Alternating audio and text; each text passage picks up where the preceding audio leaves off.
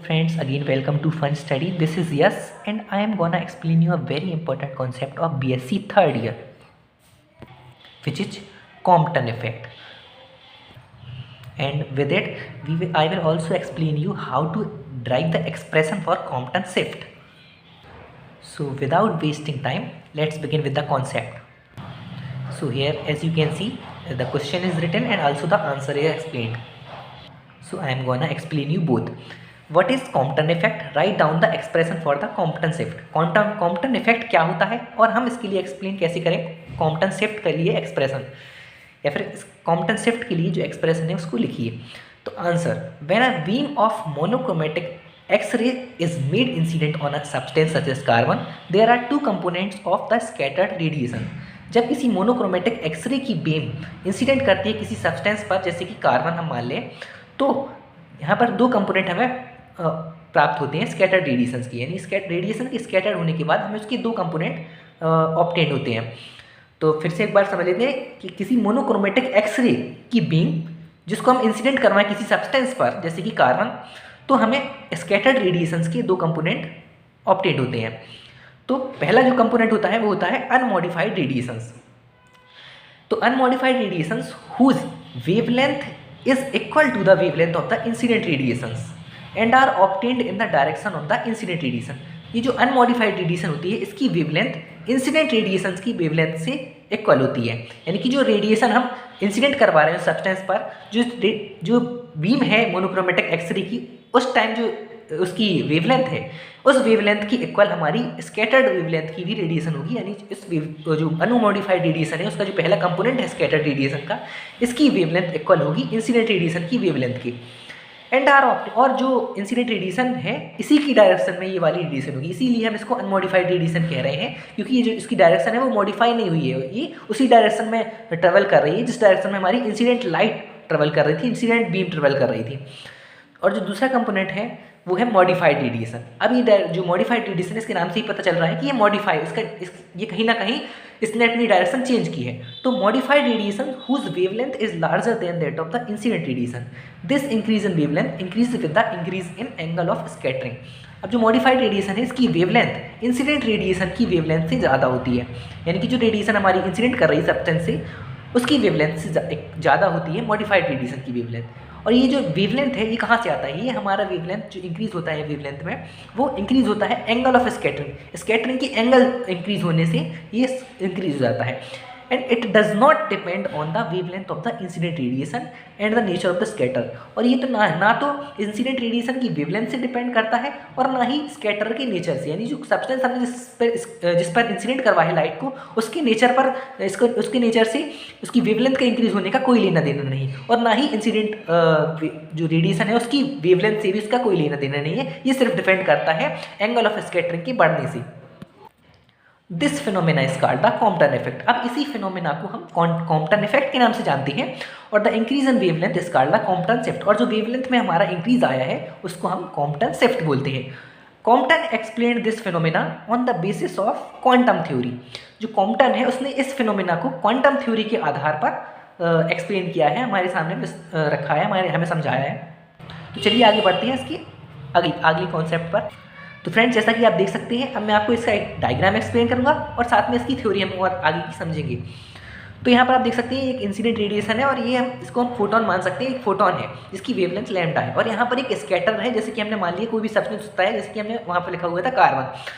तो कार्बन, ये जो फोटोन है ये आगे बढ़ता हुआ इस स्कैटर सब्सटेंस से कोलाइड करेगा, और इससे ये जो फोटोन है इसकी डायरेक्शन चेंज होगी, इस साइड हो जाएगी, और ये इसको हम बोलेंगे स्कैटर्ड रेडिएशन, और ये स्कैटर्ड फोटोन भी बोल सकते हैं. और ये जो सब्सटेंस है इससे एक इलेक्ट्रॉन होगा वो रिकॉइल होगा और यहाँ इस डायरेक्शन में चला जाएगा, और इसका एंगल जो होगा, जो हमारे स्कैटर्ड फोटोन का एंगल होगा वो होगा थीटा, और जो हमारा रिकॉइल्ड इलेक्ट्रॉन है उसका एंगल होगा फाई.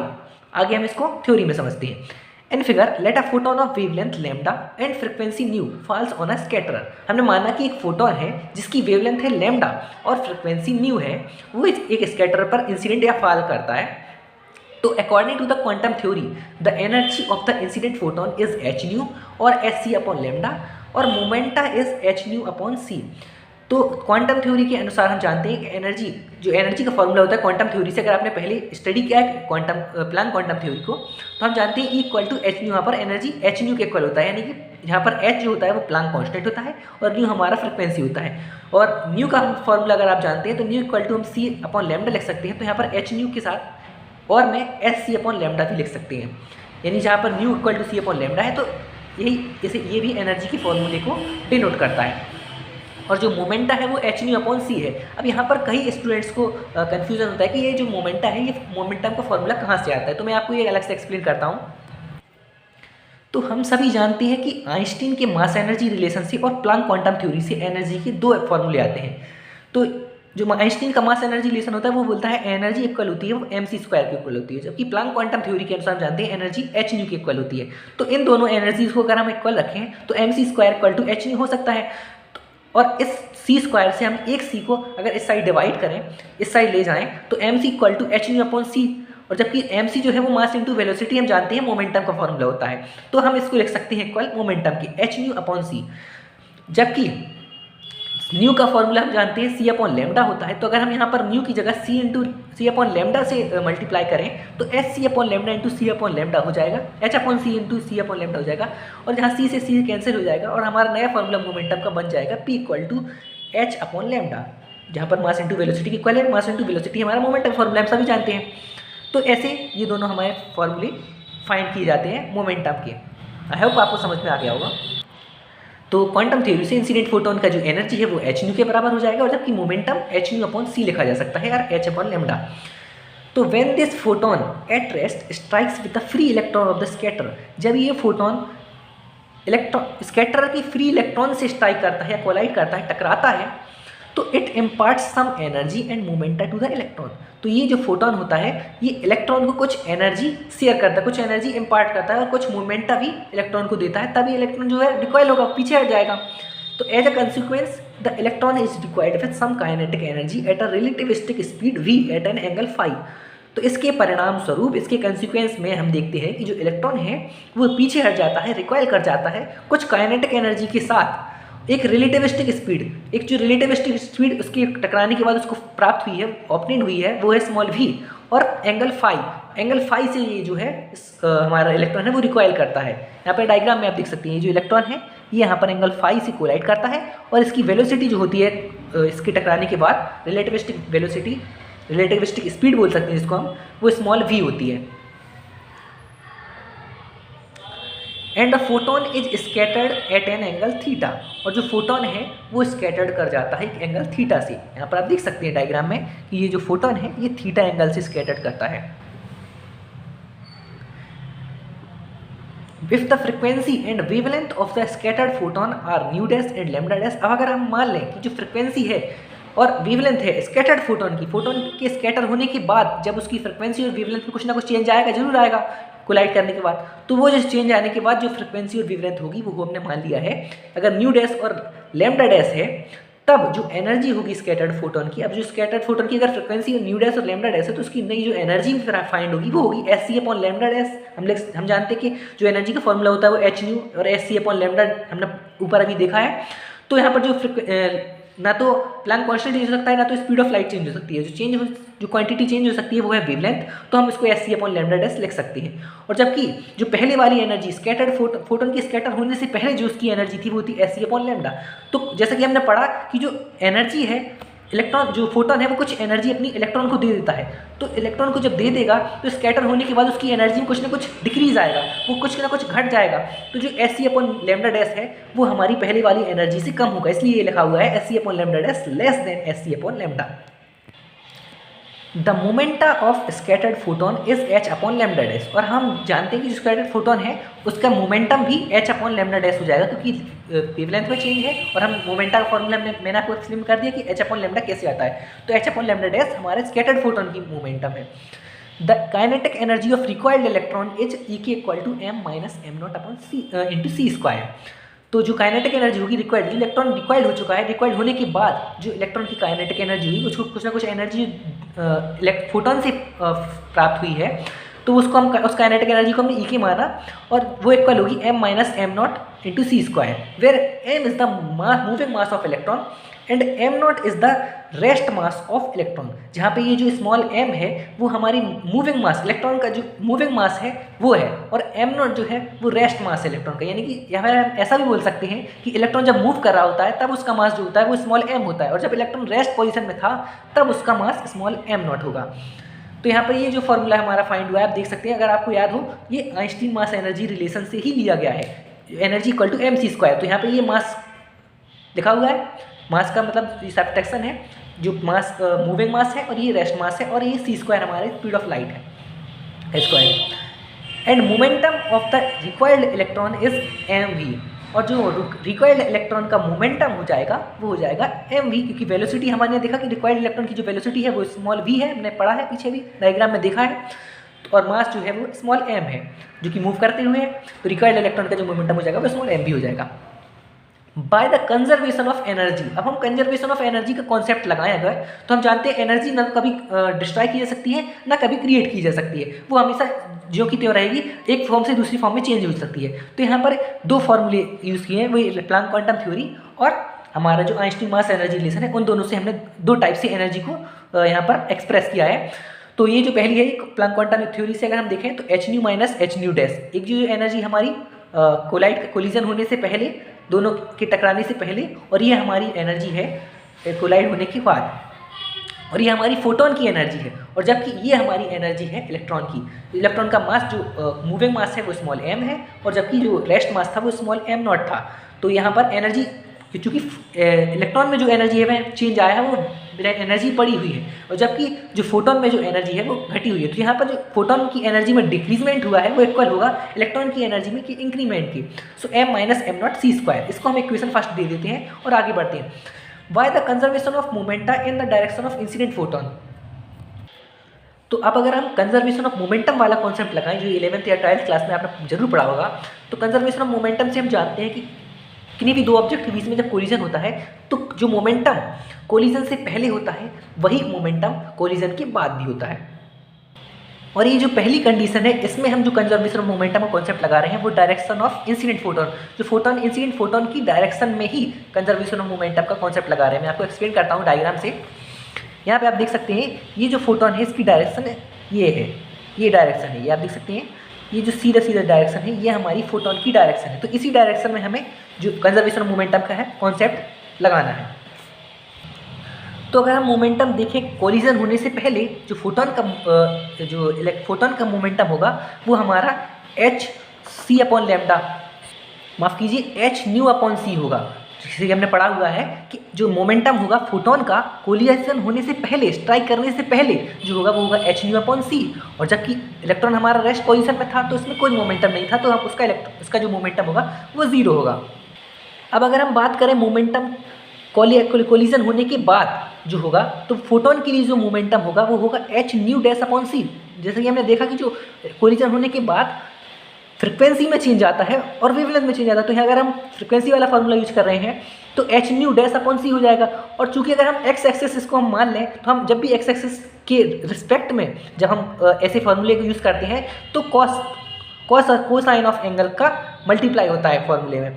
तो H nu dash upon c into cos theta, जो कि क्योंकि थीटा जो है ये एंगल ऑफ स्कैटरिंग है फोटोन के लिए, तो ये हमारा मोमेंटम हो जाएगा फोटोन का। और जबकि जो इलेक्ट्रॉन का, जो रिक्वायर्ड इलेक्ट्रॉन का हमारा मोमेंटम होगा वो एम वी कॉस फाई के इक्वल होगा, कि हमने पढ़ा है कि जो मोमेंटम होगा वो रिक्वायर्ड इलेक्ट्रॉन का वेलोसिटी स्मॉल वी है और मास मूविंग मास स्मॉल एम है, तो एम इंटू वी मोमेंटम हो जाएगा, और कॉस फाई जो हमारा इसकी डायरेक्शन चेंज होने के कारण आएगा, इसके एंगल चेंज होने के कारण आएगा, तो ये हमारा एंगल होगा फाई, तो इस वजह से एम वी कॉस फाई। तो सेम चीज़ यहाँ पर लिखी हुई है कि ये जो हमारा मोमेंटम था कोलिजन होने से पहले एच न्यू अपॉन सी वो इक्वल होगा एच न्यू डैश अपॉन सी कॉस फाई, जो कि फोटोन का कोलिजन होने के बाद का मोमेंटम है, और इसका समीशन होगा जो इलेक्ट्रॉन है उसके मोमेंटम के साथ। अब इस इक्वेशन को हम इक्वेशन सेकंड दे देते हैं और आगे बढ़ते हैं। By the conservation of momentum in the direction perpendicular to the incident photon. अब जो कंजर्वेशन ऑफ मोमेंटम का कॉन्सेप्ट लगने वाला है वो इंसिडेंट फोटोन के परपेंडिकुलर डायरेक्शन में लगने वाला है। अभी हमने इंसिडेंट फोटोन की डायरेक्शन में लिया था या फिर हम इसको पैरेलल डायरेक्शन कहते हैं। जब भी हम ये वाला कॉन्सेप्ट अगर हम परपेंडिकुलर डायरेक्शन में लगाते हैं तो जो मल्टीप्लाई में फॉर्मूले के साथ साइन थीटा या साइन ऑफ एंगल आता है।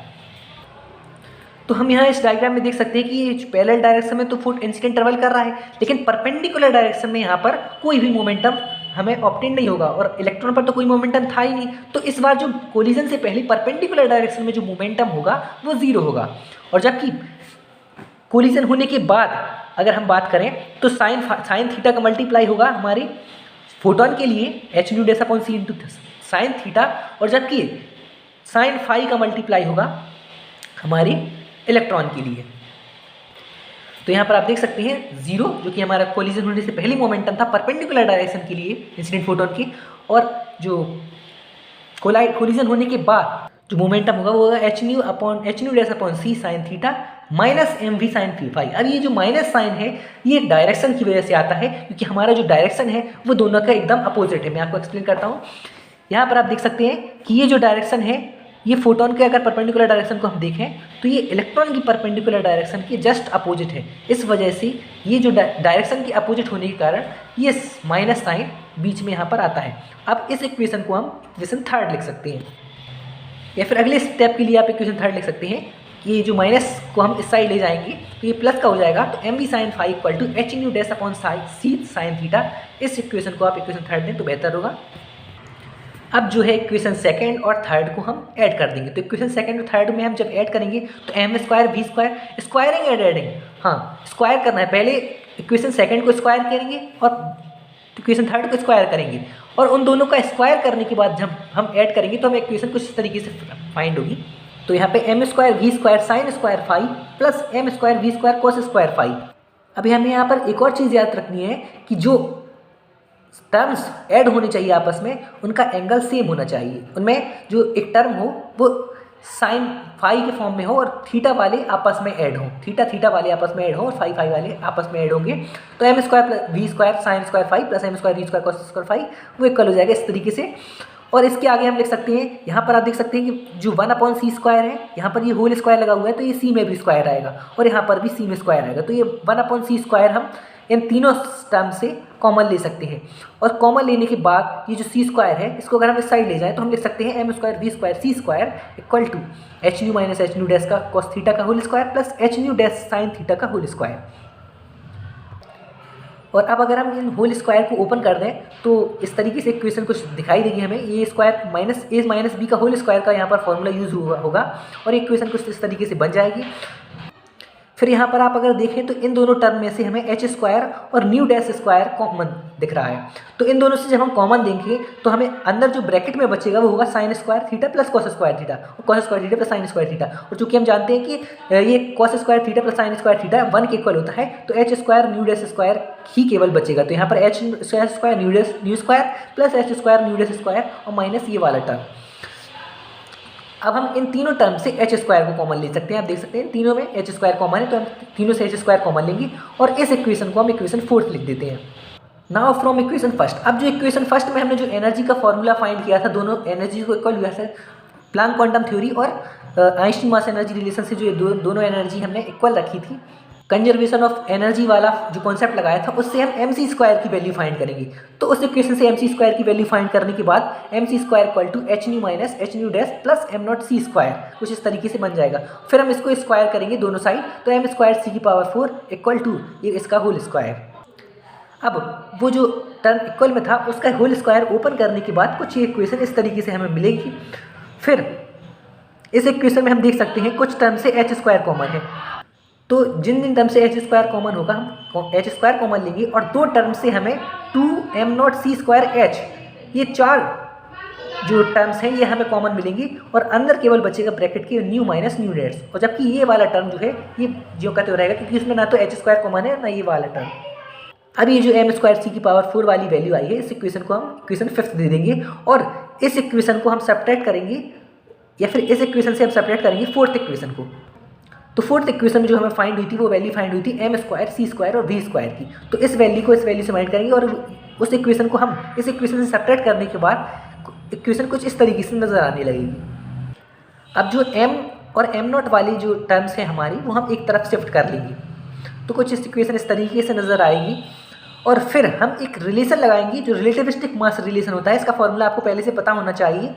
ये रिलेटिविस्टिक मास रिलेशन से मूविंग मास और मास एट रेस्ट, इन दोनों के बीच में ये जो रिलेशन होता है ये आपको याद करना होगा। m equal to m nought upon √1 minus v square upon c square. अब इसको आप इस तरीके से भी याद कर सकते हैं कि आपको इन दोनों टर्म्स को आपस में कैंसिल करना है। इस वजह से एम नॉट की कुछ ऐसी वैल्यू रखें कि इसके इक्वल हो जाए। इस तरीके से आप इसको याद रख सकते हैं। तो m equal to m nought √1 minus v square upon c square. तो अगर हम दोनों साइड स्क्वायर करें और इस टर्म को हम इस साइड शिफ्ट कर दें तो m nought square equal to m square into 1 minus v square upon c square लिख सकते हैं। अब ये जो एम नॉट स्क्वायर की वैल्यू फाइंड हुई है, इस वैल्यू को हम इस इक्वेशन में पुट कर देंगे, putting this value in above equation. और उस वैल्यू को पुट करने के बाद जो इक्वेशन फाइंड होगी वो कुछ इस तरीके से दिखाई देगी। 2h square nu dash 1 minus cos theta minus 2m nought c square h nu minus nu dash and आगे इस तरीके से। और ये दोनों टर्म आपस में कैंसिल हो जाएंगे कि ये टर्म इसके इक्वल हो जाएगा, तो ये यहाँ पर 0 हो जाएगा। अब इस टर्म में माइनस है तो हम अगर इसको इस तरफ शिफ्ट करें तो ये प्लस का हो जाएगा। तो इक्वेशन कुछ इस तरीके से दिखेगी। और फिर इसमें हम न्यू माइनस न्यू डैश के लिए न्यू डैश को इस साइड ले आएंगे और जबकि इस पूरी टर्म को हम इस साइड ले जाएंगे तो 2 से 2 कैंसिल होगा और s से s कैंसिल होगा और इक्वेशन कुछ इस तरीके से बनेगी। और जबकि हम न्यू में यहाँ पर c अपॉन लेमडा वाला फॉर्मूले का यूज़ करेंगे तो यहाँ पर न्यू के लिए c अपॉन लेमडा और न्यू डैश के लिए c upon lambda dash put करना होगा। तो इक्वेशन कुछ इस तरीके से दिखेगी। और जबकि c स्क्वायर यहाँ पर c से कैंसिल हो जाएगा और जो लेमडा डैश ये जो है ये रेसिप्रोकल होकर ऊपर पहुँचेगा तो लेमडा डैश आपस में कैंसिल हो जाएंगे और यहाँ पर केवल lambda dash minus lambda upon c बचेगा।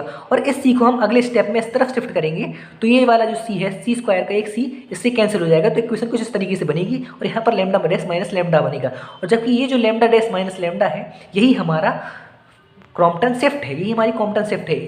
वेवलेंथ के बीच में डिफरेंस याद कीजिए जो मैंने शुरू में बताया था, lambda dash minus lambda is the Crompton shift. ये जो दोनों वेवलेंथ के बीच में जो डिफरेंस था यही हमें फाइंड करना था। तो lambda dash minus lambda equal to h upon m nought c into 1 minus cos theta. इसको आप बॉक्स में बंद करके लिख सकते हैं इक्वेशन 6 और it is the required Crompton shift. I hope आपको पूरा कॉन्सेप्ट समझ में आ गया होगा। एंड स्टिल अगर कोई डाउट रह जाता है तो आप जरूर कॉमेंट बॉक्स में पूछिए, मैं आपको हेल्प करने की पूरी कोशिश करूँगा और आपकी प्रॉब्लम सॉल्व करने की भी पूरी कोशिश करूँगा। So thank you so much for watching this video and don't forget to share this video with your friends and don't forget to subscribe this channel. So thanks for watching.